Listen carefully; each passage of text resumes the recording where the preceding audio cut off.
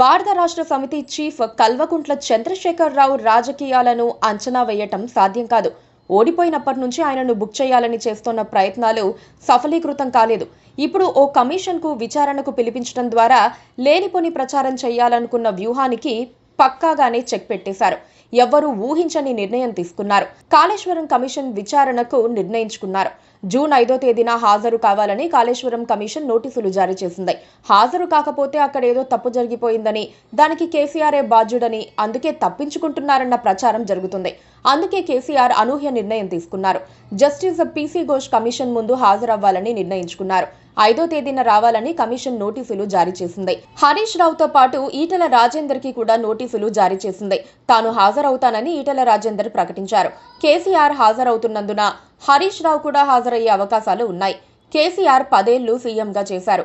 ఆయన కమిషన్ ముందు హాజరవ్వటం వల్ల ఆయన ఇమేజ్ కు సమస్య వస్తుందని బీఆర్ఎస్ వర్గాలు భావిస్తూ వచ్చాయి.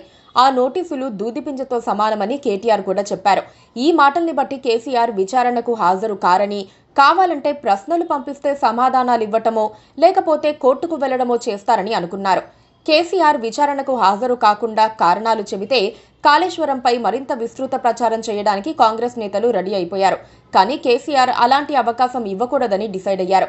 సుప్రీంకోర్టు మాజీ న్యాయమూర్తి జస్టిస్ పీసీ ఘోష్ నేతృత్వంలో 2024 మార్చిలో ఏర్పాటైన ఈ కమిషన్ నిర్మాణం, డిజైన్, నిర్వహణ, pay and accounts, quality control, ఆర్థిక శాఖల ఉన్నతాధికారులు, నీటిపారుదల, నిర్మాణ సంస్థల ప్రతినిధుల్ని ప్రశ్నించింది.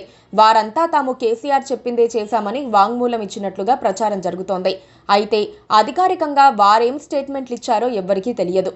ఇటీవల కేసీఆర్, హరీష్, ఈటెల రాజేందర్ ముగ్గురిని ప్రశ్నించకుండానే నివేదిక సమర్పించాలని జస్టిస్ పీసీ ఘోష్ అనుకున్నట్లుగా ప్రచారం జరిగింది. సీఎంగా ఉన్న కేసీఆర్ కొంతకాలం ఇరిగేషన్ శాఖను కూడా చూసుకున్నారు. తర్వాత కొంతకాలం ఇరిగేషన్, ఆర్థిక మంత్రిగా ఉన్న హరీష్ రావు, కొంతకాలం ఆర్థిక మంత్రిగా ఈటెల రాజేందర్ పనిచేశారు.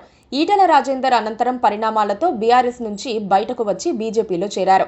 అయితే 2 నెలల పాటు జస్టిస్ ఘోష్ కమిషన్ వ్యవధిని పొడిగించిన తర్వాత నోటీసులు జారీ అయ్యాయి. ఈ ముగ్గురిని ప్రశ్నించిన తర్వాత నివేదిక సమర్పించే అవకాశం ఉంది. నిజానికి ఈ కమిషన్కు చర్యలు తీసుకునే అధికారం లేదు. కేవలం ప్రశ్నించగలదు, నివేదికలు ఇవ్వగలదు. ఆ నివేదికల ఆధారంగానే ప్రభుత్వం చర్యలు తీసుకోవాల్సి ఉంటుంది. Please subscribe to KTV Telugu. KTV Telugu. KTV Telugu channel.